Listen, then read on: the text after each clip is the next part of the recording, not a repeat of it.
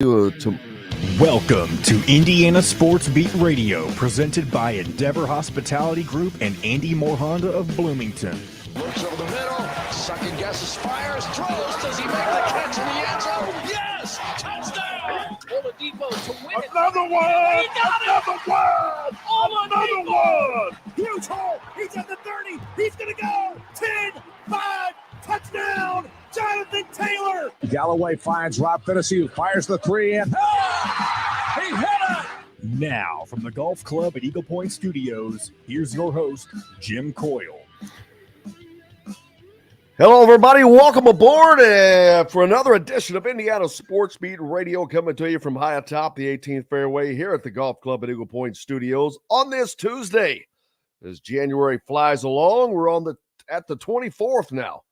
End of the month is almost here. Lots to get to on the program today. The Hall of Famer Mike DeCourcy from Big Ten Network and Sporting News. Chronic Hoosier will be along. We'll hear from, I think, Mike Woodson and some of the players maybe. Potentially Terry Morin, if we can scare some of that up. And plenty of me, which no one needs to hear that. The Hall of Fame vote for the Major League Baseball happens today.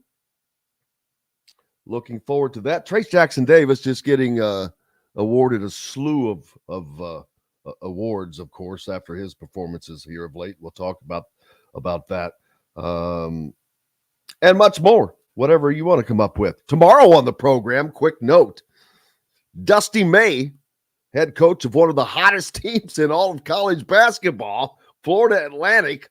We had him on, I think it was before the season, wasn't it, John? Yeah, I think it was all the way back in November, so maybe just as the season started or right before. And I told him, I said, see, coming on here was good luck. They've lost one game, I think, so far. So one of the best records, and they're ranked. So congratulations. Where did they fare in yesterday's top 25 poll? Because yesterday when we were looking at last week's, they were number 24. It's a good question, and take a look. I don't have that pulled up, so you can get to that quicker. That's a good question. As long as they didn't lose, so they. I mean, unless some other power teams jumped them, that's always a possibility. So let's see, Florida Atlantic, they jumped up to number 21. I guarantee you that's the highest rated that Florida Atlantic has ever been. It may be the first time they've ever been ranked. One of only 3 teams with only one loss, the other 2 being Charleston and, of course, Purdue. Purdue now at 19-1, sitting atop the Big Ten standings. Isn't it weird? Alabama is number 2 in the country. Just thinking about Alabama being good at men's basketball. No, it's not. Because it's not weird seeing Alabama being that high up. Well, it is in a sense, but it's not, because I remember when Nate Oates was at Buffalo, and I had never heard of Buffalo as a school. And all of a sudden, Buffalo was ranked in the top 25, and I'm like, who in the hell is Buffalo? Well, it was Nate Oates. And I'm like, somebody better get this dude. Well, Alabama got him. And not only did they get him, it was about the time I think Indiana was looking for a coach, and I'm like, boy, they need to get this dude. And Alabama locked him up. He's doing quite well for himself. He's a good coach, so surprised, yes and no, because they finally hired the right guy. Alabama finally cared enough to go get the right guy, and then they locked him up with a contract extension. So making right hires does wonders for a program. But yes, it is odd to see Alabama up there. You agree with John Boy. Teams like Indiana that. Just outside the top 25, number 27 in votes. Duke just ahead of them. Indiana receiving 61 votes in this week's AP poll. Yeah, I'm a little surprised by that. And you'll see different polls. Andy Katz does the NCAA March Madness, which I don't put a lot a lot of stock in his polls, to be honest with you. He is very biased towards the Big Ten. He has Indiana at number 14. So you can see the difference between him having Indiana at 14 and the rest of the voting media has them at 27. So they're not biased. And the reason people are, and Indiana fans are like, well, someone sent me a tweet that Indiana's better than that. They're playing better than that, no doubt. They're absolutely playing better than 27th right now. But are they better than a 27th team? Because you can't just look at 3 games. Well, how about if you look at 6 games? Do they look like the number 27th ranked team after 6 games? I don't know. You go back and look at those other 3 and they look terrible. So that's what you have to understand. It's the body of work that is being voted on, not today. Well, I mean, it is part of today, but it's also the body of work. They have to prove to these guys that they're this team, and that means they have to keep winning, which that should not be a problem this week. They will travel to Minnesota, who is still dead last. Indiana broke the tie with Minnesota when they were both 1-4. Minnesota is now 1-7. They've lost 3 in a row. So they're still dead last in the conference. Indiana now at 4-4.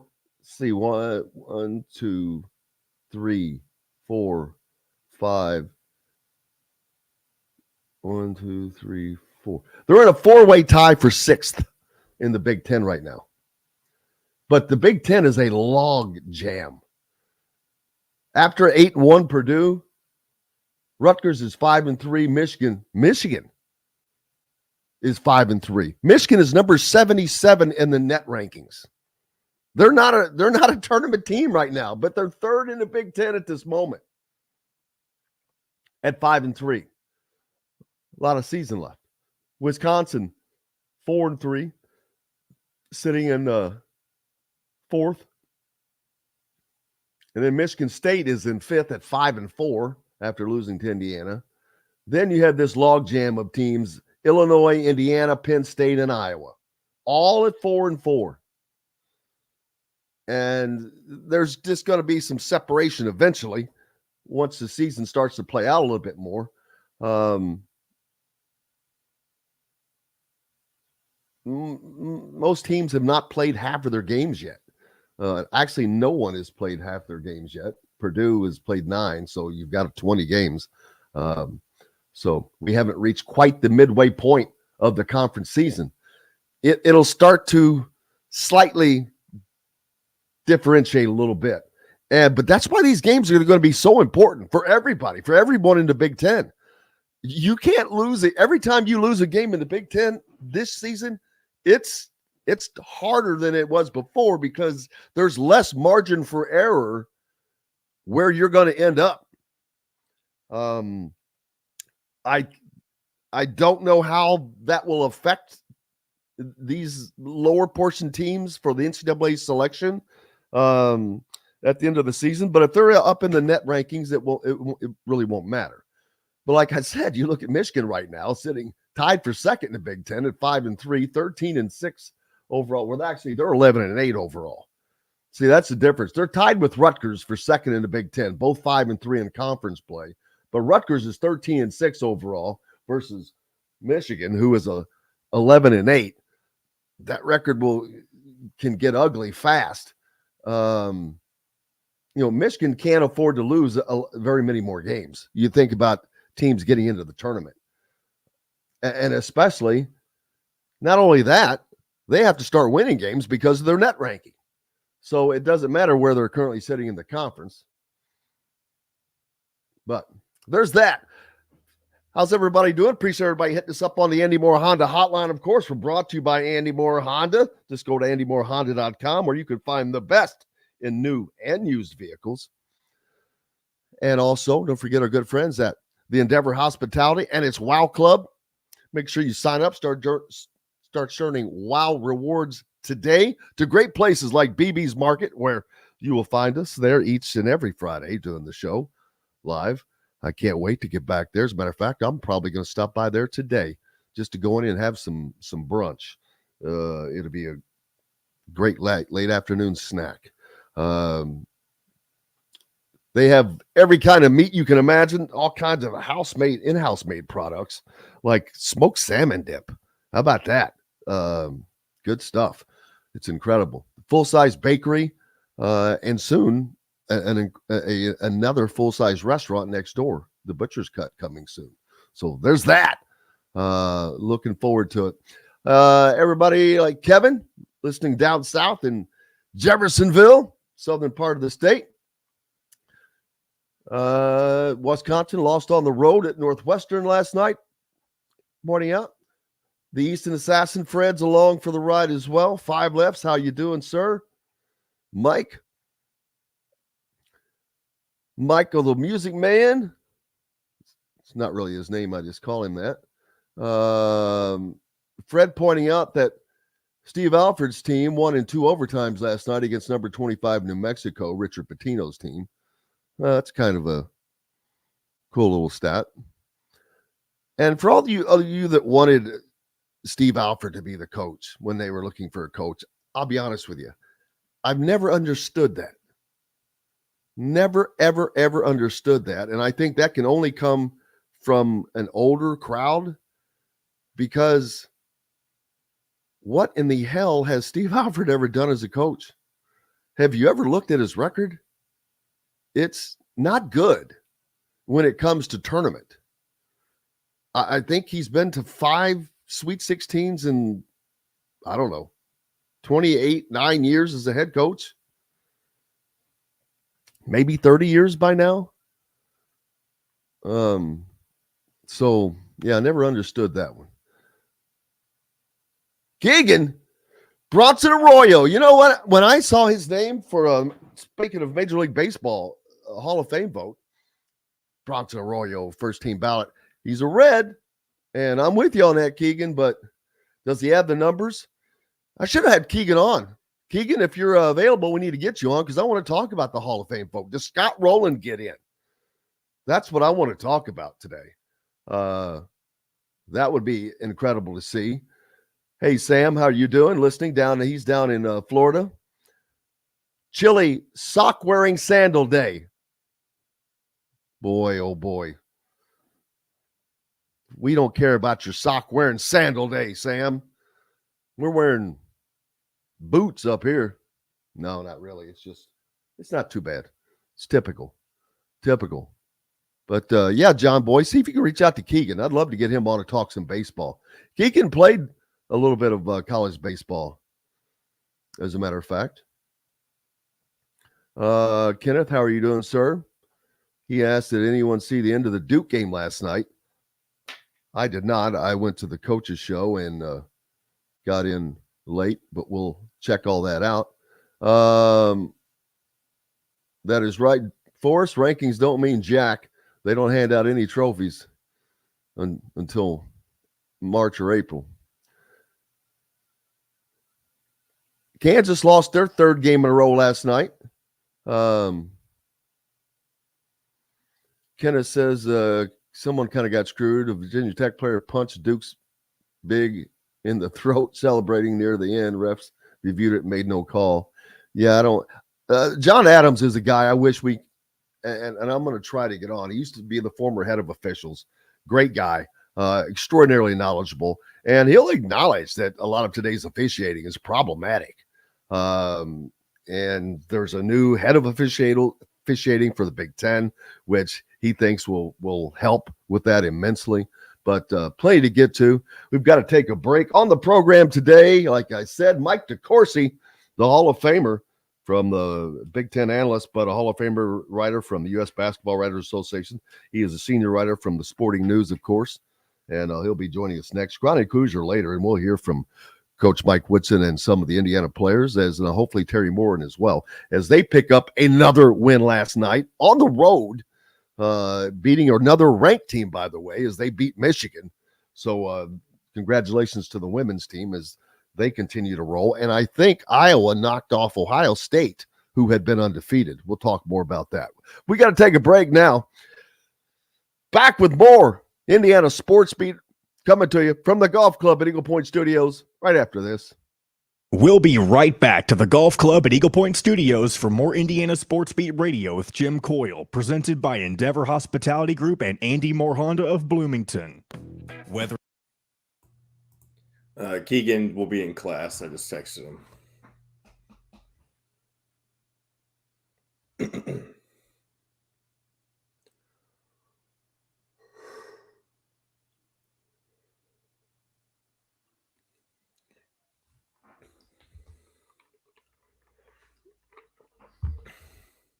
What'd you say? Keegan will be in class. I don't care. I just texted him. He said he'd love to state his case for Bronson Arroyo, but he can't.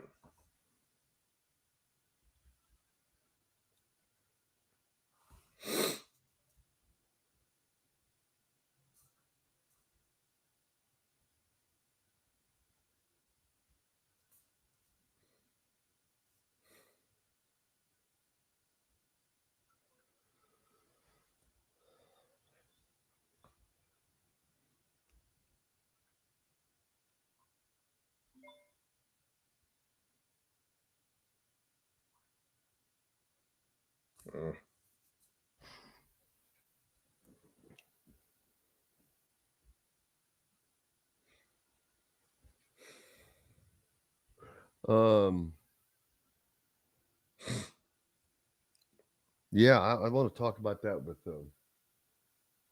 damn it, I meant to text. It's my fault. I meant to text Mike DeCourcy to prep him for the Hall of Fame vote, which, being the professional that he is, he probably already is. So you're he's thinking probably up. He'll probably already be up on it.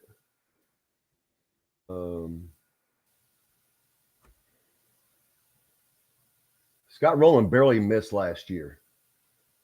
But the thing that bothers me is he got less votes than Barry Bonds and Roger Clemens. Now, but the good thing is that was their final year on the ballot.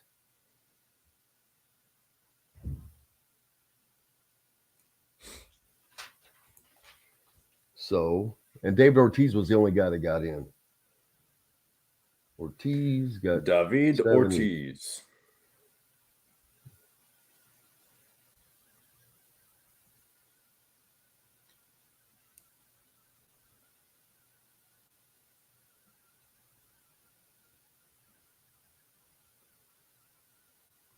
All right, 30 seconds. I'm sure Mike will be on shortly. I thought he'd be on by now, but oh well. Go ahead and bring us back in. Provide their guests with an exceptional dining experience. With weekly specials, quick, attentive service, Southern Stone Restaurant provides delicious 5-star comfort food with a Southern charm at 2-star prices. Southern Stone Restaurant is part of Endeavor Hospitality's Wow Club. this segment is brought to you by Southern Stone Restaurant. Now back to the Golf Club at Eagle Point Studios for more Indiana Sports Beat Radio with Jim Coyle, presented by Endeavor Hospitality Group and Andy Moore Honda of Bloomington.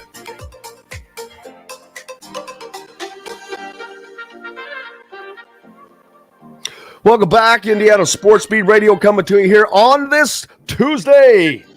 We're still in January, unfortunately. Brought to you by our good friends at Southern Stone Restaurant on Patterson and Rogers. Part of the Endeavor Hospitality Wow Club. Make sure you stop by. Also home to the Inside Indiana Men's Basketball Show each Monday night. Was there last night with Don Fisher and Mike Woodson.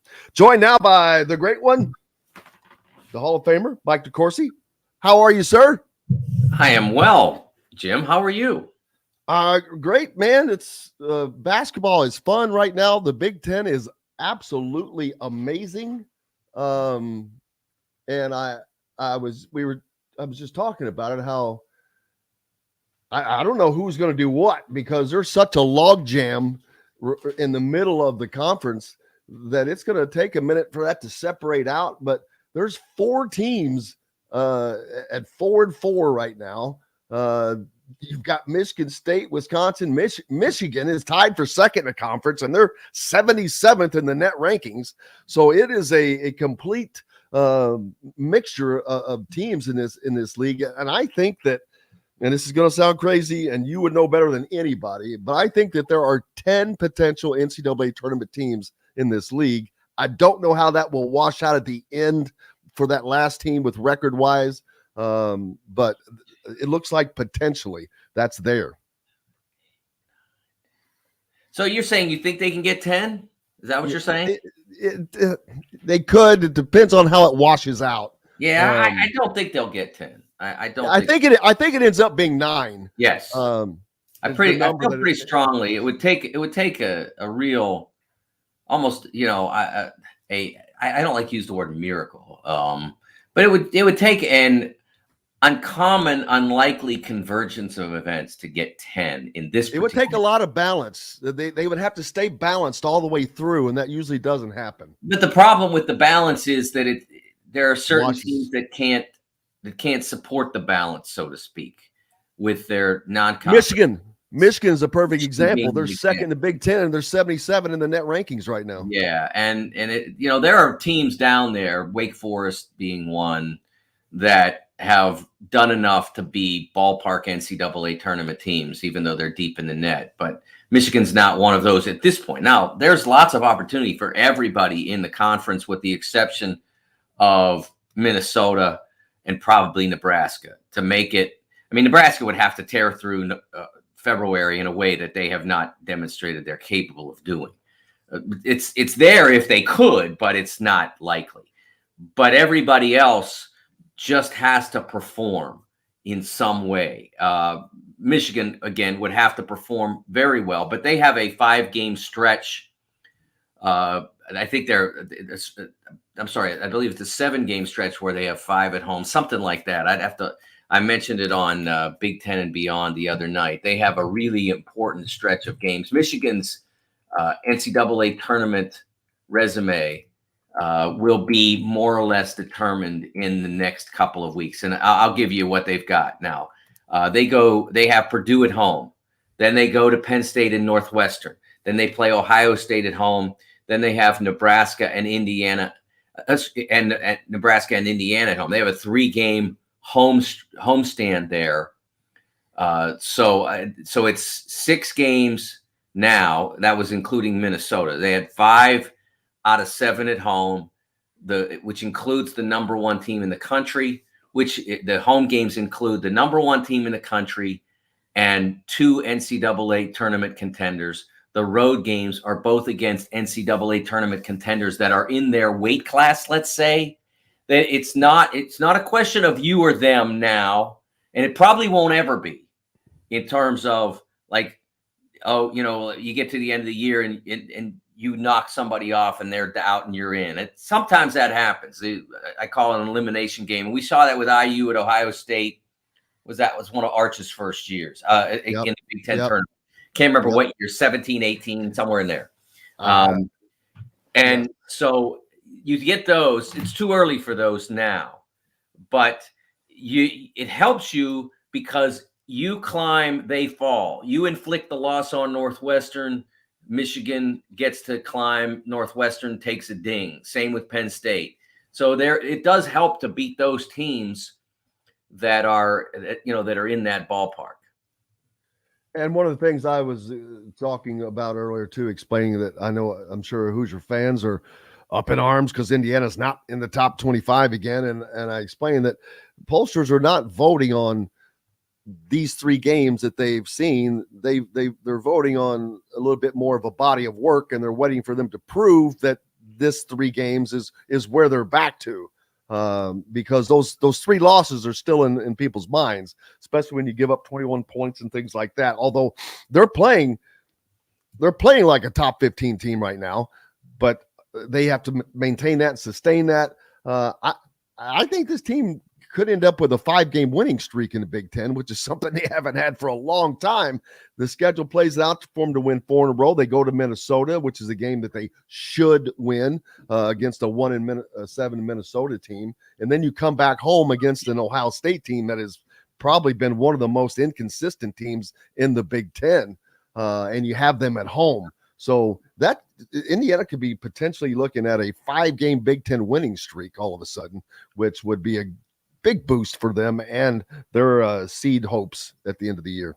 Oh, absolutely. One thing, as a public service, please, you have me on every week. If I can tell IU fans one thing, don't waste a minute of your energy, of your time and energy on worrying about the rankings. They are such a waste of time.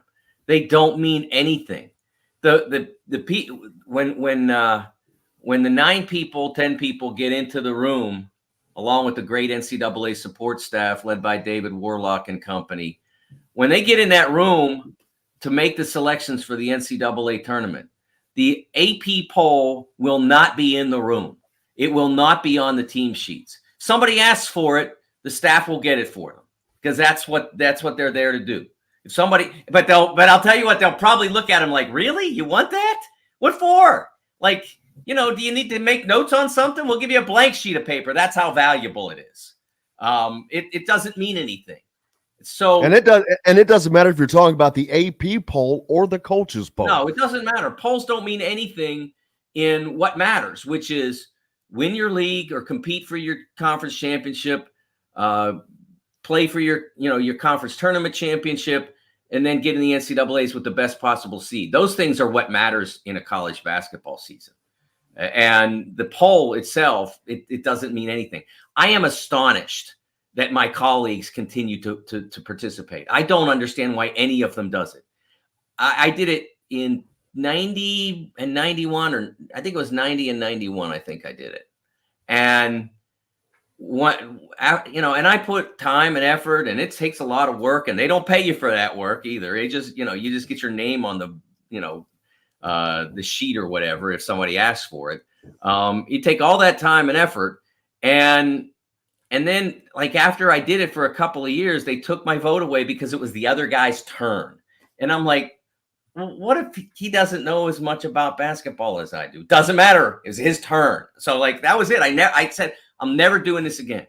I will never. And I've been asked once or twice since, and I've declined, and I will never vote for the AP poll again. It's a complete waste of time. So if you want to look at it because it kills a minute, that's fine. But don't get upset about it because it doesn't mean anything. No, because the one thing you just hit on is the time that you put in. There are people that do not put that time in.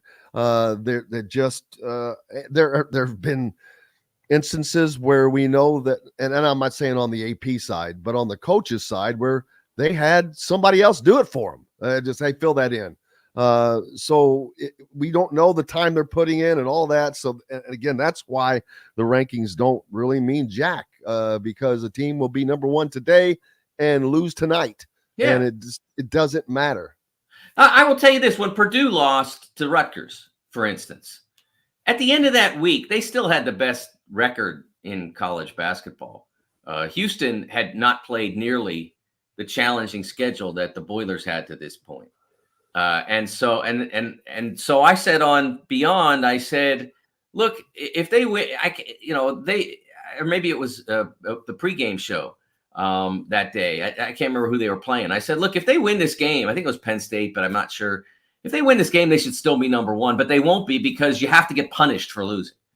And that's one of the things that you can say about my bracket or Jerry Palm's or whomever's, is that you don't get punished. There's like no retribution. Sometimes it affects your standing relative to the other teams.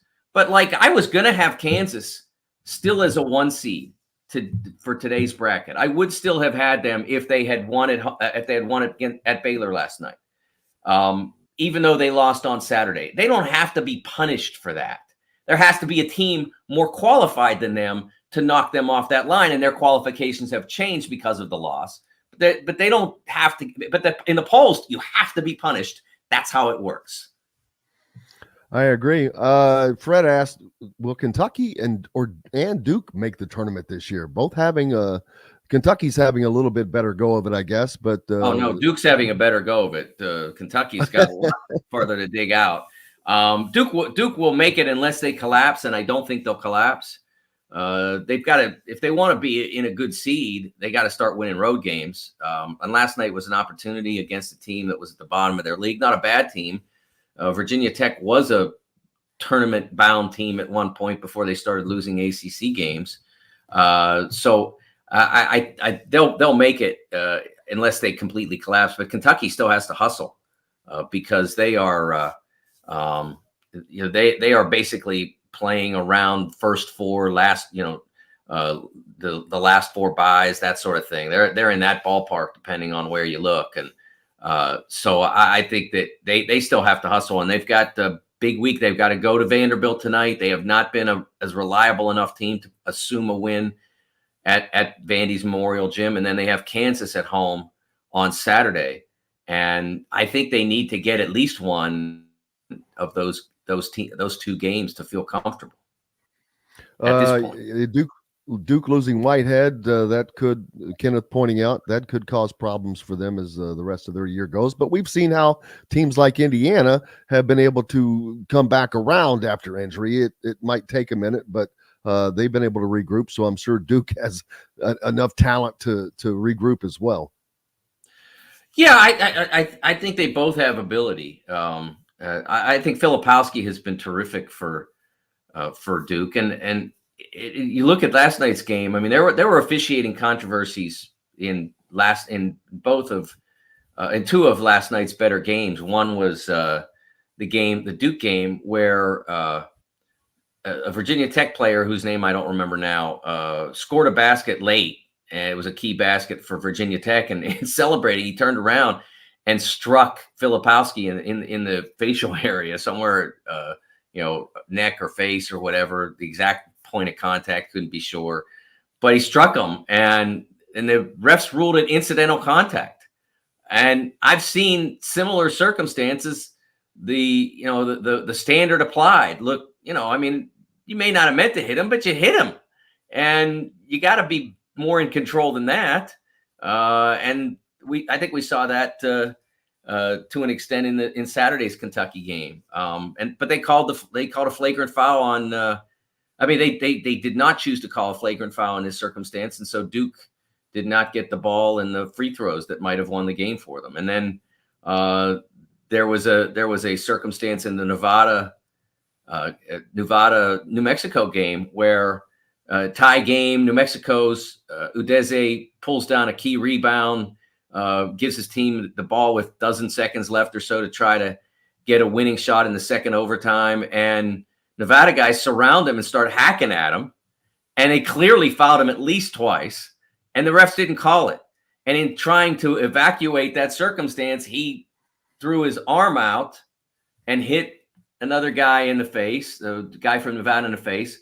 New Mexico made the error of calling timeout, and it gave the refs time to go back and look at it, and they tagged a flagrant one onto Udeze. They couldn't. The rule doesn't allow them to call the common foul, only the flagrant. I mean, that's a great rule book, right? That's why I love replay.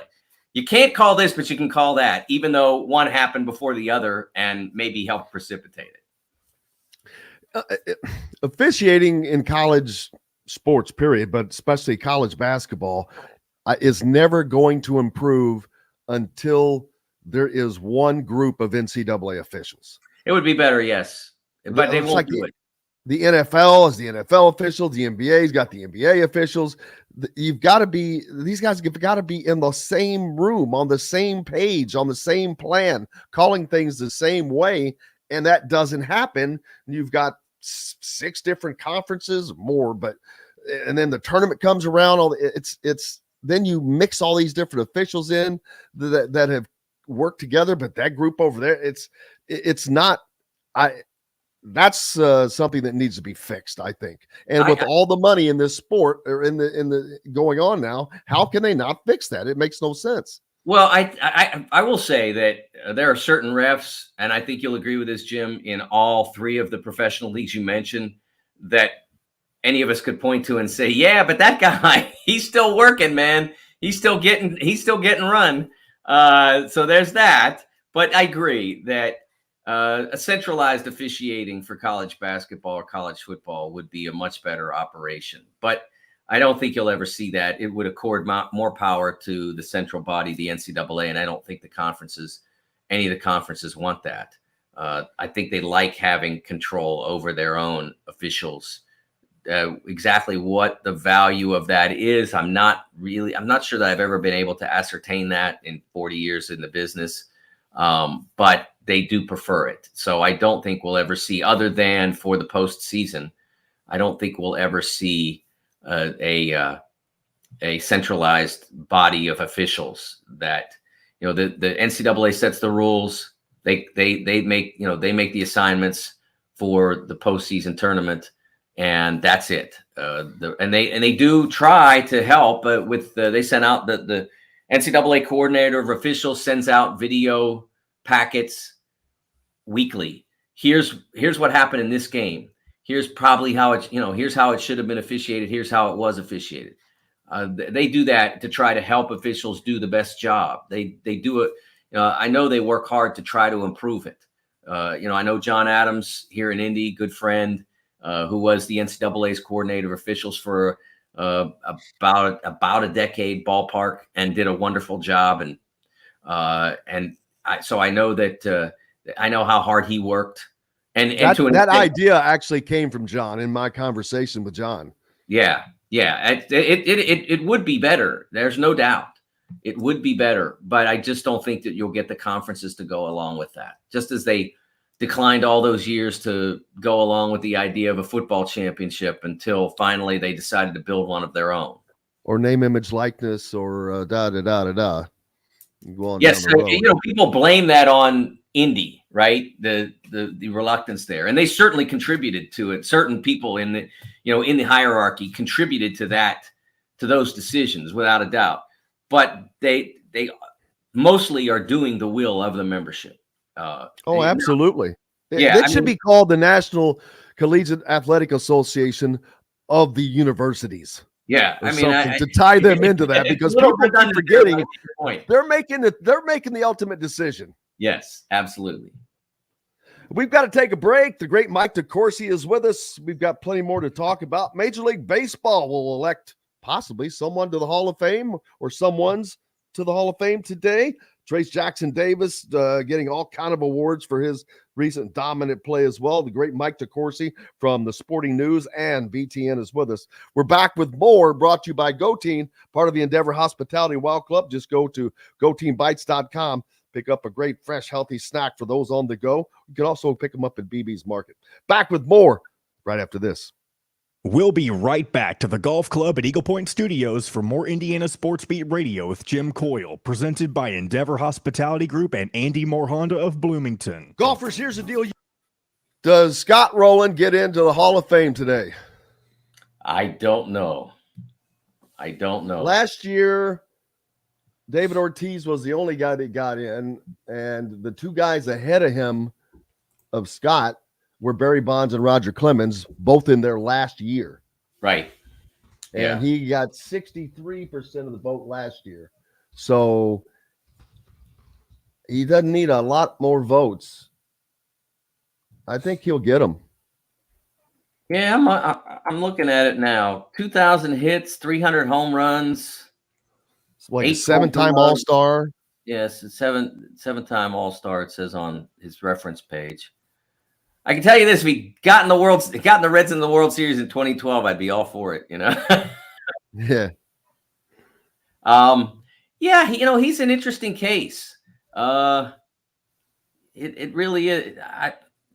He's one of those guys that, but was he the best? Like Mazeroski made it on fielding. He was considered one of the best defensive third basemen of his generation, without a doubt. Was he all time? You know what I mean? Like Mazeroski's numbers go like they're defensively, they like supersede any second baseman who's ever played it, and that's how he got in eventually, and it took forever. So like, does Rowland? I don't know. I can't say he doesn't, but I'm just I'm curious. If he doesn't get in today, I don't think he gets in. Yeah. How many more years does he have eligible? Well, he'll have 4 more after this. 4 more. But the thing is, there a bunch of guys coming on next year? It's just that the fact that you've got those 2 big ones out of the way and right out in front of him. I mean, those are both gigantic. Yeah. Bonds and Clemens. And with both of them having been on their final year, that sucked away. Yes. For the record, they should have gotten out of the way by getting in. For the record, they should have gotten out of the way by getting in. I'm just going to say. See, I'm torn. I'm not so as torn on Clemens as I am Bonds for some reason. I think Pete Rose should be in that one. Yeah, Pete has never done himself many favors. No, he does not. And people like that, I don't understand. I'm like, dude, shut up. Right. I'm like, just shut up. 15 seconds. He can't help himself. Nope. With your selections. Feast also provides a wide variety of cheeses, gourmet sandwiches, entrees, a coffee bar, bread, pastries, all made fresh and mouthwatering. Stop by Feast Market and Cellar today. This segment is brought to you by Remax Advanced Realty, Indie Home Pros team by Cheryl Sizemore.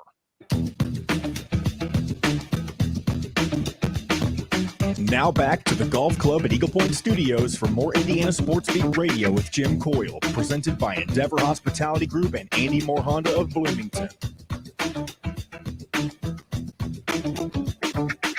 Welcome back, Indiana Sports Beat Radio, coming to you here on this Tuesday from the Golf Club at Eagle Point Studios, brought to you by our good friends from Remax Realty in Indianapolis. If you're looking for a home in that area, Cheryl Sizemore is who you need to talk to. Her 2 decades of experience could be the difference between you getting the home you want or not. Reach out to her, Cheryl, at IndyHomePros.com. Back with the great Mike DeCourcy from the Sporting News and BTN. Getting off topic a little bit. Major League Baseball Hall of Fame voting happening today, and we were just chatting, and I meant to text you this yesterday so you could research it a little bit and not be blindsided. And I said that in the break before you joined. I was like, damn it, I forgot to text him.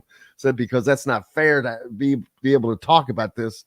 But Scott Rowland, obviously living here in Bloomington now, played for the Reds, the Cardinals, a few other teams, but known for playing for the Cardinals, winning a World Series with them, being from Jasper, close to getting into the Hall of Fame last year. David Ortiz got in with almost 78% of the votes, but the 2 guys behind him, Bonds and Clemens, were in their last years on the ballot. They both got under 70%, didn't get in. Rowland was at 63%. And so hoping that with those guys getting wiped out of the way, maybe that helps him get those extra votes. I haven't looked at everyone who's eligible this year. Bronson Arroyo, I know Keegan Nicholson, who writes for the Hoosier.com for us, he's already chimed in. Bronson Arroyo, first ballot. And I'm like, wait a minute, I'm a Reds fan, but I don't think he's a first balloter. Come on now. But maybe he is. No, I don't think so. I didn't think so. Well, I'm like, well, no, not on the first ballot. But what are your thoughts? I know it can't decide because writers are funny when it comes to this. They, in the case of Bonds and Clemens, of being so close, but they just couldn't get enough guys to get over the steroids issues because obviously that's the only reason why they did not get in. But writers are funny when it comes to this Hall of Fame voting. Yeah, I found the exclusion of those 2 to be reprehensible. And to put a word, maybe that's a strong word, but it's indefensible is a better word. Let's use that word. It's indefensible because if you are going to exclude them, then you have to exclude everybody, literally everybody from the era in which they played, because you don't know who did and who did not. It's as simple as that. You do not know who did and who did not. And if they these guys failed drug tests, didn't they? They did not. I mean, they did not. They were never penalized by Major League Baseball for foul, for failing drug tests or whatever. So you don't know who didn't and who didn't, who did and who didn't during the era when it was happening and they weren't testing, or they weren't, they didn't have a discipline program in place if you tested positive. Is there anyone that got in from that era that you can think of? That yeah, but I'm not going to name them because it's not fair. But okay, but all you have to do is look it up. And I mean, I don't know who did and who didn't. It's as simple as that. Like when certain players from that era, when random baseball fans would say, well, at least he didn't. Well, how do you know? You don't know.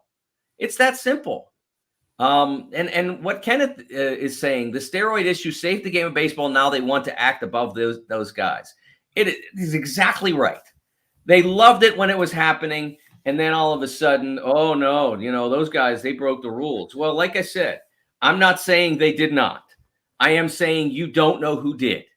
It's impossible to know in an era when there were essentially no rules against it. It's one of those unenforced rules that people talk about that exist, but nobody enforces them. I don't think that they should be out. As far as Scott, I think his case is fascinating. It's one of those cases where, and this is why it's a vote, because if there were a standard, if there were, okay, everybody who has 2,500 hits is in, boom, then it's not hard. You say, okay, you don't get 25, sorry, or whatever the number would be, whatever you'd choose. Brad is asking, what's my take on the lack of third baseman? I didn't realize that there was, and so I didn't either. I did not either. That's why I'm trying to look that up right now. I think about Brooks Robinson from when I was a kid, Pie Trainer. Rose, they won't let him in. yeah, he played a little, and obviously Mike Schmidt was a third baseman. Ron Santo, I think, is in. So there have been some. If there are too few, certainly Scott Rowland would then. You'd say, well, if you're the best at a particular position, and certainly, I mean, his statistics as a fielder suggest he's one of the great fielding third basemen ever. Now, whether he's Brooks Robinson, I watched him play for the Reds and I didn't see that, but I certainly saw a guy who could really field his position. He won 8 Gold Gloves. I don't know that there are a lot of players in Major League Baseball history who did that and didn't get in, because all the guys that I can think of who were in that territory, Mays, Clemente, Mazeroski, Robinson, Ryan Sandberg, all those people who have that incredible volume of Gold Gloves that I can think of, they're all in.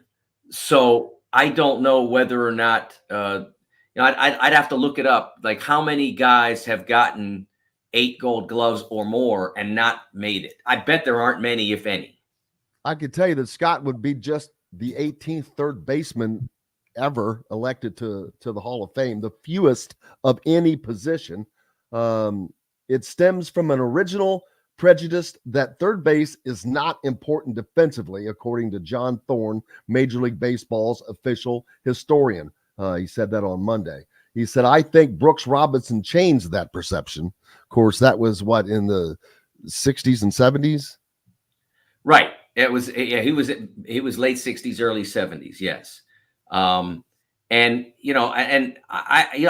will say that I think that those kinds of things are silly.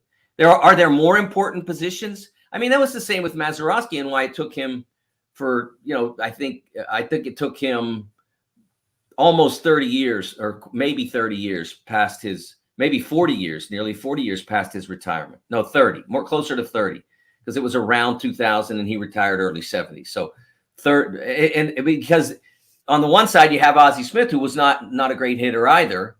And on the other side you have Bill Mazeroski, who was a good hitter, but not a great hitter. And then one side, like it was Ozzie Smith was like first ballot, and the other guy has to wait 30 years because you're to one side of the second base or the other. Really? I don't think that makes a lot of sense. Yeah, obviously shortstop is more important, but it's not, it's not that much more difficult to play than second base is in the way that Mazeroski did. So I do think it's a circumstance where, if you can tell me that there are lots and lots of people who have won Gold Gloves that haven't gotten in. I'm looking right now at a wiki page for Gold Gloves. Other players with 10 or more wins: Omar Vizquel, Johnny Bench, Mike Schmidt, Nolan Arenado, Ken Griffey, Suzuki Ichiro, Andrew Jones, and Al Kaline. And Andrew Jones is another one that one can say has been, his defense has not been valued enough to this point. I think that he has still not made it yet. So I guess it is possible to be in that ballpark and not be in. But it'll be interesting to see what the total comes out as today. Yeah, it'd be interesting. I'm just looking quickly at stats for Hall of Famers and third baseman. He's got more hits than at least 5 of them. So that's just one number. There's just baseball is a game of numbers, so there's tons of numbers for him to look at. Speaking of numbers, Trace Jackson Davis has been piling numbers up big time. He is the first Division I player in the last 25 years to tally 65 points, 20 rebounds, 8 assists, 9 blocks in a 2-game stretch. Yeah. And that didn't come against Kennesaw State and Elon. It came against Big Ten competition. Right. On the road, what are those? Yeah, he's just been phenomenal, and it's great to see. I've always liked him as a player and wanted to see his team succeed so that he could get that talent onto the biggest stage. And he's only played in 2 NCAA tournament games to this point, and one of them was a first 4 games. And the other one was an exhausted performance after they flew 7,000 miles because the committee didn't give him much of a good deal there. Let that be an admonishment to the committee this year that it's not that hard. Dayton is here. Columbus has a site. Greensboro has a site. It's not that hard to make sure that they wind up in one of those places. Because like when I was doing my brackets last March, I did it every time. I never sent anybody. And if I sent anybody on a trip, it was usually on the way home. Like if I sent somebody to Texas or whatever, it's because they were from Texas. In that first 4 circumstance, everybody else can go anywhere. But in the first 4, because you have to play that extra game, you shouldn't have to fly all the way to Portland for your second round game. But I think Trace is just doing wonderful things. And I spoke to him in the preseason at Big Ten Media Day, and he talked about, the fact that he was going to wind up in the top 3. I brought it up, not him.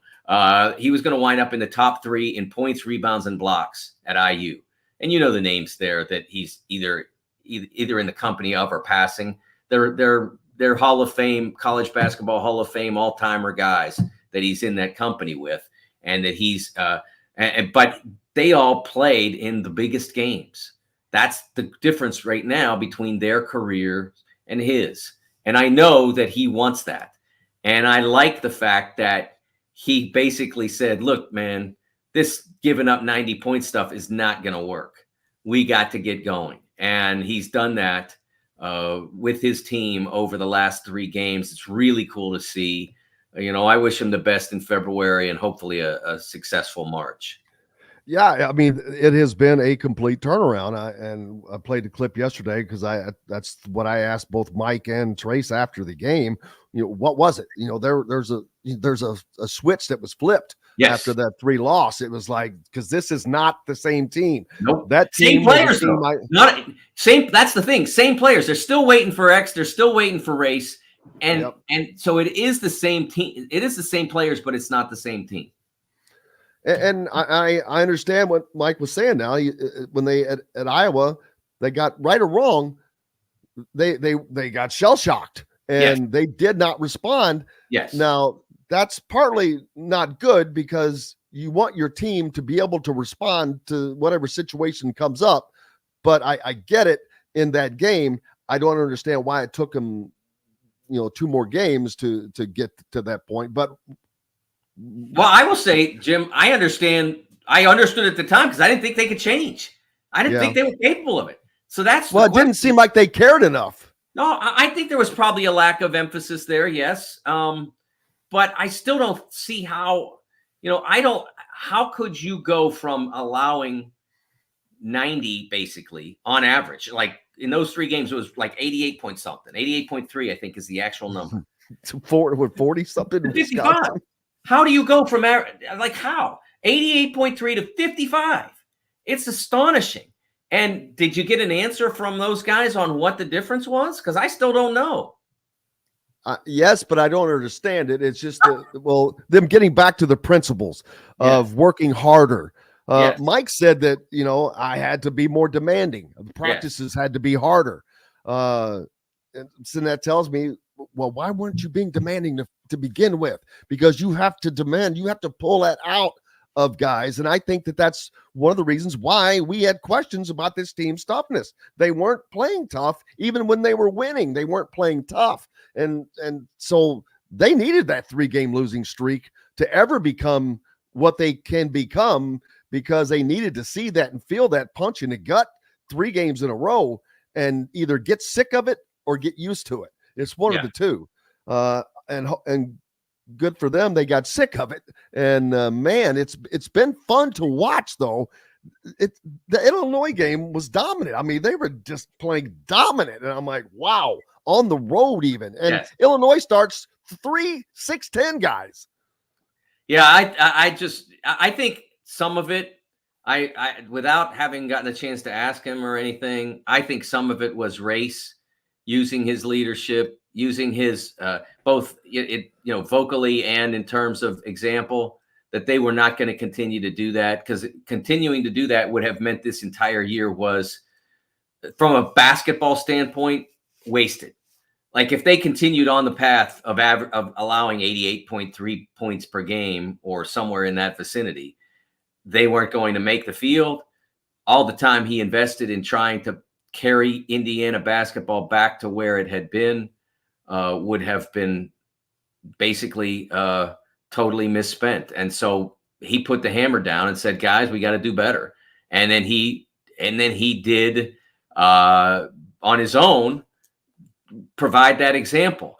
I will say, Jim, I think you'll probably agree with this, that I don't think he was 100% for some of that period of time, because he himself looks like an entirely different player, and the player that we expected him to be, not the player that we saw in some of those other games where they weren't performing well. And it's like, what's up with Trace? I mean, it just doesn't look the same in that game against Dane Danger.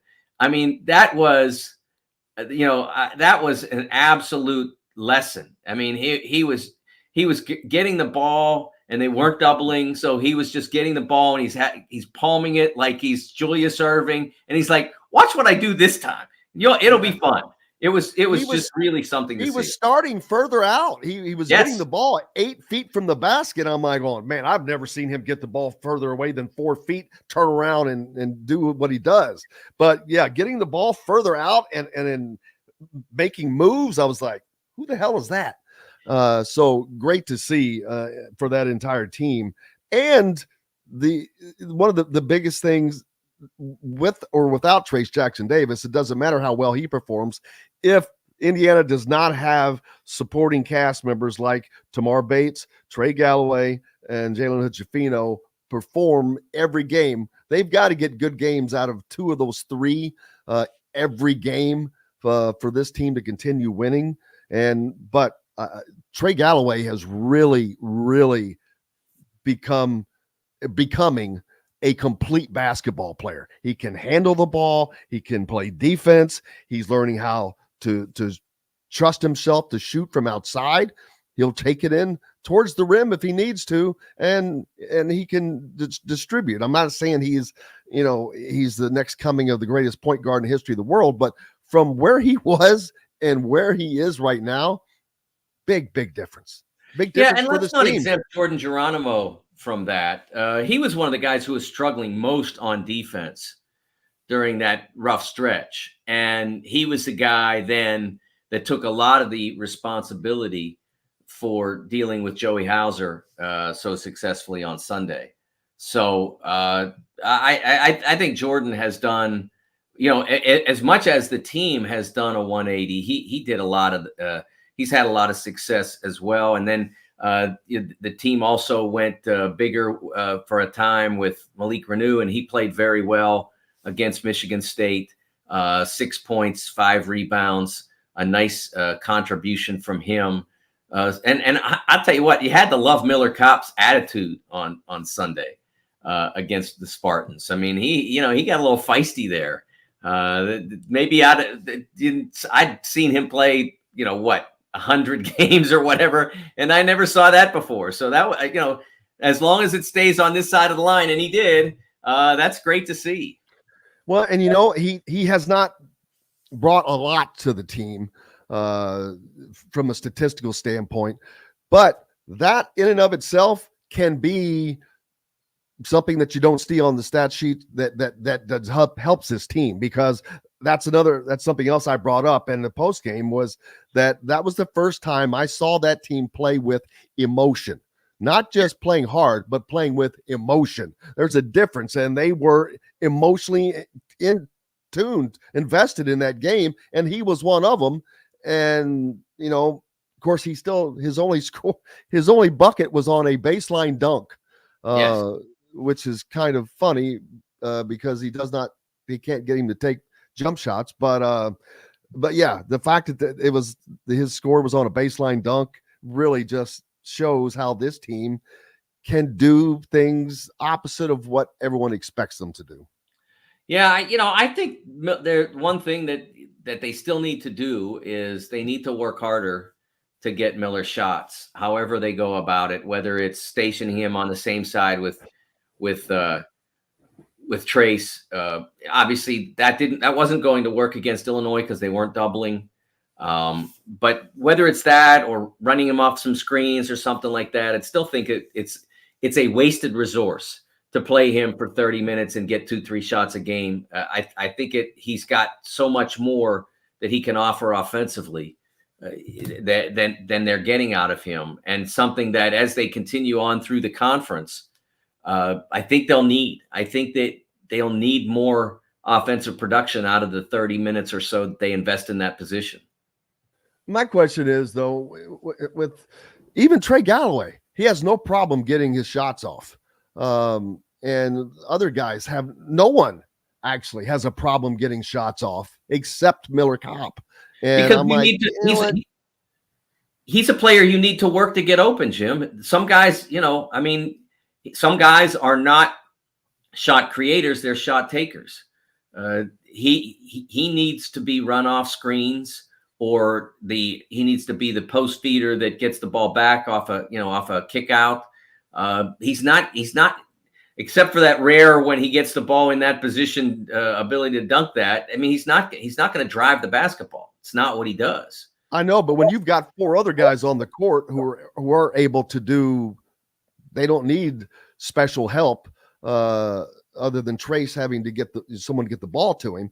They don't need special help to get shots. It's kind of hard for one guy that you're going to get 4 or 5 shots a game to intermingle that into the offense. That's why I think that Miller just has to work harder to get his own shot. You're not going to turn him into, you're not going to turn him into Walt Frazier in 3 weeks. I mean, he is what he is. He is a catch and shoot guy. That's who he is. So you get him open, and when you do that, whether it's a pin down that gets him a short corner 12-footer or one of the 3-pointers in the variety that I described, he's a resource who's, I think the last time I looked, he's still shooting 46% from 3. He's just not taking any now. The number's staying there because he's not getting any attempts. It's a wasted resource. Trey Galloway's shooting 50%. I understand what you're saying, but I just think that he's in this offense, he's going to have to work harder himself, because I don't think that they're going to really do that. I don't think they're going to. I think they're going to stick with what they're doing. Well, but when they had Xavier playing and they had the 2-point guards, he was getting a good complement of shots. He was getting an ideal Miller complement of shots, and that has disappeared in the time that Xavier's been out, and it's been Jalen as the primary playmaker. I don't think that he has that. I don't think he has that feel yet for the perimeter shooter in the same way that Xavier does after 4 years of college basketball. Mike, what's up next for you, my friend? What is up next? I'm working on some stuff about Kansas in advance of the KU Kentucky game on Saturday. Kansas losing 3 straight, man. Yeah, you want to talk about a brutal league, man. This league that is the Big 12 is a fist fight every game. Yes. The difference between this Big 10 and this Big 12 is the teams at the high end. They've got 6 out of 10 that are all high-end teams. The Big 10 in 2021, 2020 was like that, and also went really deep. This one, it goes really deep, but what the teams at the bottom, the good teams at the bottom are doing is they're losing. Texas Tech, good team, but they'll lose to you. They haven't won a league game yet. West Virginia had Texas at home on Saturday. I don't know if you watched that, but I mean, it looked like a charity giveaway. I mean, West Virginia gave Texas the ball a half dozen times in the final 10 minutes on mildly forced or totally unforced turnovers.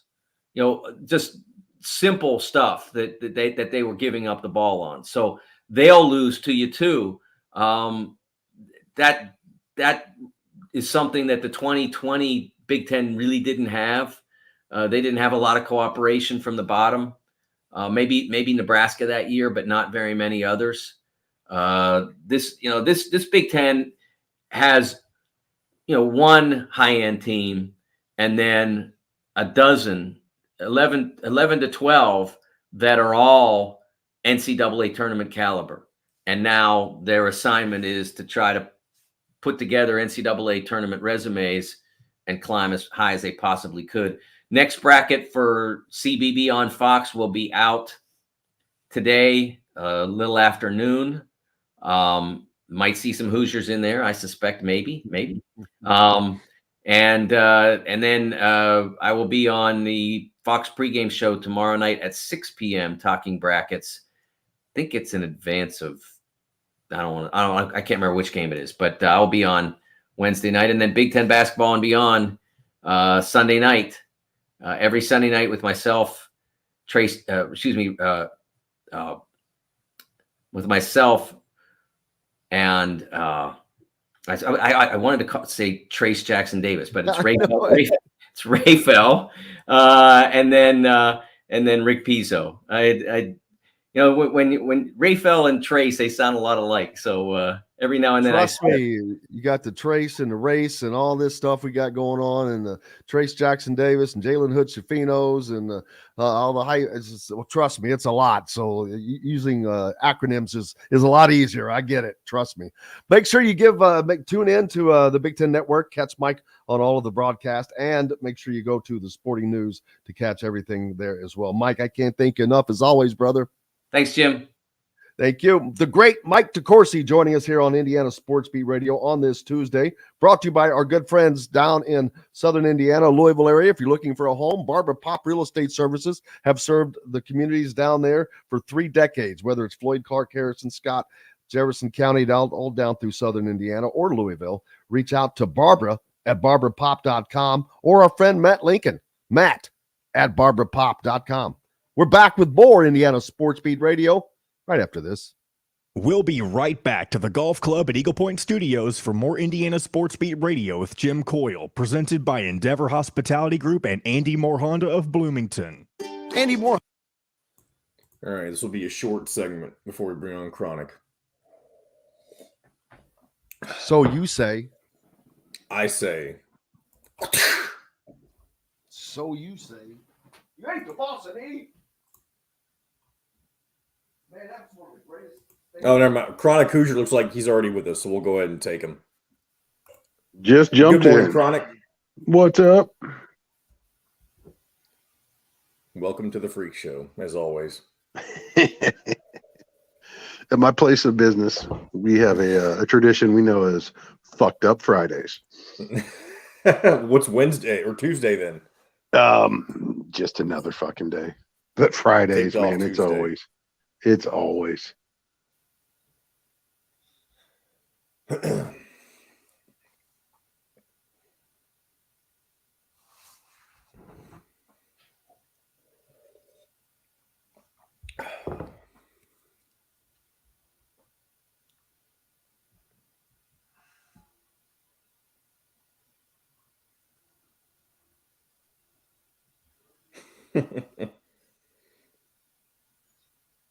don't know if you saw this, but the Martha the Mop Lady account screenshotted something from the AP, the Associated Press.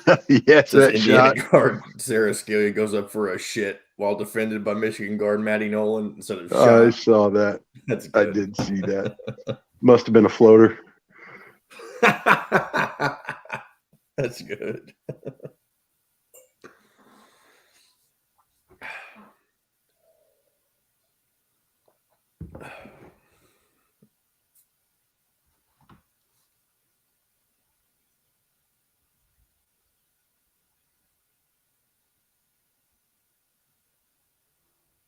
What's up, Connie? What up, Jim? How you doing, buddy? I'm doing awesome. Oh my goodness. How's Rich doing? Rich is doing good. Just got back from San Diego yesterday. He had a conference out there, and it goes to Southern California. Only get colder temps than what we had here. I'm hearing it. Hey, and he's a tequila guy, right? Not vodka. Is it vodka or vodka? He's a vodka guy, but he's pretty much everything but caramel, but primarily vodka.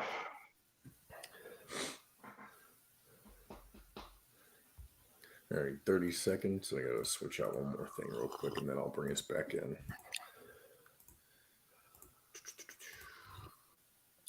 All right, here we go. And deliver them to your doorstep once a week. That's right, it's the fastest, simplest, and easiest way to avoid decision fatigue. You pick your plan and pick up at BB's Market with no extra charge. So leave the heavy lifting to us and enjoy healthy eating with stocked meals in your fridge. Order online today at thefreshfork.com. Fresh Fork is a proud partner of WOW Network. This segment is brought to you by Andy Moore Honda of Bloomington. Now back to the Golf Club at Eagle Point Studios for more Indiana Sports Beat Radio with Jim Coyle, presented by Endeavor Hospitality Group and Andy Moore Honda of Bloomington. Welcome back, Indiana Sports Beat Radio, coming to you here on this Tuesday. It's January 24th. Brought to you by our good friends from Andy Moore Honda, Bloomington's #1 Honda dealer. To go to andymoorehonda.com, where you can find the best in new and used vehicles. Joining us now, Karate Hoosier. How are you, sir? Glad to be back. Thanks for having me, Jim. Absolutely. Pleasure as always. Been a great run for Indiana basketball here of late. The men who had lost 3 straight Big Ten games and looked like they were in a tailspin. And it looked like that thing was just going to crash land. And they've got it pulled up and leveled off and in a trajectory that is rising now. Not only winning 3 straight, winning on the road, winning in dominant fashion in some forms. Trace Jackson Davis playing beyond an All-American status right now. As a matter of fact, and I haven't brought this up, and damn it, I meant to with Mike DeCourcy. Trace Jackson Davis is playing at a level of player of the year for Big Ten right now. He's outplaying Zach Edey. I ran the numbers, as a matter of fact. In Big Ten play only, he's averaging 21 points a game versus 20 points a game for Edey. Edey gets him on the rebounding by 1 or so, but Trace Jackson Davis, this was the race for player of the year in the Big Ten, was sewn up and it was in a box with a West Lafayette address on it from Chicago, I'm certain, until now. And they're probably going to unpack that thing, because if Trace Jackson Davis can continue this level of play, there is no question he is the player of the year in the Big Ten.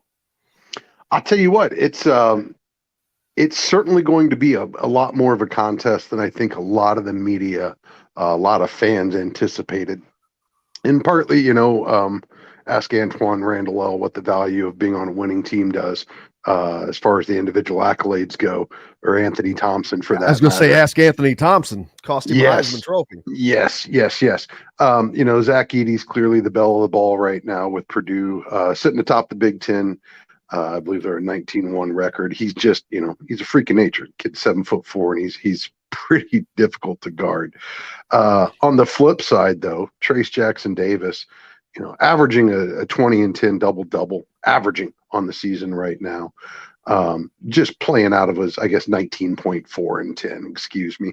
But pretty darn close to a 20 and 10 double-double average. Dude's just playing out of his mind right now. And I personally, if somebody knows Tim Weaver's home address, forward it over to me. I would love to send the man a fruit basket, some chocolate, some flour, something. Because you know what? I'm glad you brought that up too, because you know what I said when that came out, and everyone was giving that guy grief. I'm like, that letter should be taped up and traced out. He should tape that up in his locker. He should have. First of all, he should have never brought that out.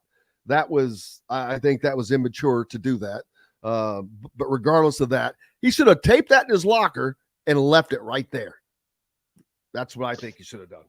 I'll tell you what, man, if you're going to go to the link to handwrite a letter, no differently than when you send a tweet or an email or post on the Facebook, whenever you choose to engage someone who is a quote unquote public figure, you are engaging in public discourse at that point. So if they want to put you on blast, I don't you certainly open your backside up to that. But he certainly has responded. And I don't know, I'm not going to say Tim Weaver's letter is the reason that Trace is now all of a sudden asserting himself both on the floor as well as a leader in that locker room. We heard, I believe it was prior to the Wisconsin game, sometime after Penn State, players only meeting. Coach Ya was at the radio show in Woody's place this week and said he wasn't even aware it happened at the time. They got the guys together and talked about what their goals were and where they were trying to go and what they needed to do to get there. And Trace has done probably the best job of his career as far as leading by example from that point forward. And not that he was really slouching prior to that. I think he was not playing with the intimidation factor he is right now. He's playing to try to intimidate guys right now, and he has not done that. No, he's playing like a man on fire. He's playing like a senior who recognizes he's running out of runway in his career here in Indiana, who made the choice to come back to Indiana this year to accomplish more than what they had so far. Having barely squeaked into the tournament last year in the play-in game and gotten deep-pantsed out in Portland, Oregon. Kudos to him for not wanting that to be the lasting memory of his his final week in Bloomington. And he's playing like a guy that's actualized that is fully cognizant of how little time is left and how high the stakes are in each remaining game. And most importantly, he's found a way to get the rest of his teammates to come along with him. And the connectedness that this team is playing with in the last three games compared to the prior three games to start this new year, a night and day difference. They went from scraping the bottom of the Big Ten to now they find themselves in I believe they're in a 5-way tie for 6 with a great chance to move up against Minnesota here this week. So, as has been the case with Indiana, up until this point in the season, we've seen some really, really good basketball. We've seen some pretty poor basketball. Consistency is going to be key for everything going forward. And you certainly have to like the trend that they're on now, back-to-back double-digit wins against Wisconsin, Illinois, and Michigan State with a road win sandwich in the middle there. Just playing some pretty assertive, pretty convincing basketball for a team that really looked listless following the Xavier Johnson and the Race Thompson injuries. You look like a team that's kind of figured it out. And it's been in no small part to the bench play, no small part to the maturation of Jalen Hood-Schifino. And, I think what's going to continue to be key for them every game is somebody coming out of off the bench or out of that starting rotation that's not one of those top 2 guys and making some meaningful contributing impacts. You saw it with Trey Galloway. We've seen it with Jordan Geronimo and so on, Tamar Bates for that matter. I think that's going to be absolutely imperative for these guys going forward. to continue to get those contributions from other guys besides Fino and Trace. Because when Indiana can play like that, they're just a really, really dynamic team. And I think it also starts, quite honestly, with the defensive intensity. They have gotten a lot better in a short period of time in rotation and just keeping themselves out of rotation to begin with. And we'll see how that plays out for the remainder of the season. But you certainly have to like the response. I don't know that it's going to be permanent, but that's all you can ask for is show me some fight. Show me that you guys are not willing to accept, a 3-game skid. And, lo and behold, now they find themselves, the only team in the Big Ten with a longer conference winning streak right now is Purdue. They're coming off 6 in a row, but otherwise, nobody else in the league has been able to string 2 together or is carrying more than a 1-game winning streak up to, at this current moment, other than the Hoosiers sitting on 3 in a row right now, looking to make it 4. Yeah, and not putting the cart before the horse. This is something that could get stretched out to easily a 5-game winning streak. I don't want to go beyond that but the next game is on the road, which road games are always tough. Don't get me wrong, but Minnesota's only win has come on the road, not at home, as they are 1-7. You can't have a letdown and not play to the competition of your team, of the team you're playing. But then when they come back home that following weekend, they play a struggling or a very inconsistent Ohio State team, although very talented and good and capable of winning. But Indiana should win the next 5 straight. And then you go to Maryland, who has not exactly had a great year, but they are 9-1 at home. But if they could reel off 5 straight Big Ten wins, that would be huge for this team and their confidence. No, it gets them back in the conversation, at least as far as conference contenders. We're about at the point where Purdue may be losing contact with the rest of the field.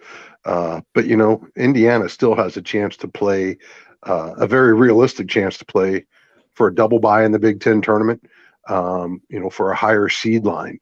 For the NCAA tournament. There's obviously a lot of basketball left to be played, but this is exactly the stretch where, as we've said before, you got to make some hay while the sun's shining, because once February rolls around, it just gets absolutely brutal for Indiana. Not that the Big Ten's a cakewalk at any stretch of your schedule, but certainly the more winnable games present for Indiana in January as opposed to February. So having dropped those first 3, it just puts an emphasis on capitalizing on those opportunities. And, a road win at the barn is certainly a great way to get yourself ready for a monster home matchup this Saturday against the Buckeyes.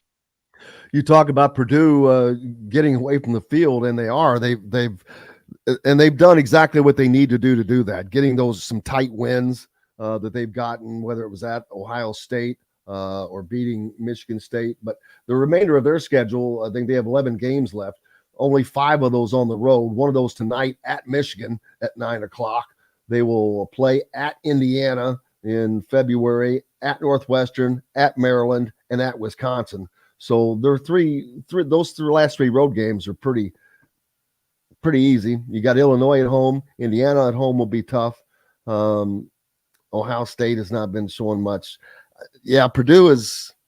It's going to be beyond difficult for people to catch Purdue, which that's not that horse looks like it's left the stable right now. But the season's not over. A lot of games, but it would take a fall apart by Purdue to lose the conference lead, I think. But there's other things to play for. As high a seeding as possible in the NCAA tournament, as high a seeding as possible in the Big Ten tournament, something Indiana has never won, and they have as good a chance to win this year as any year, because other than Purdue seeming to be kind of ahead above the conference, there's no one else that has stood out above. And I'm not sure how far away Purdue is when it comes to conference play.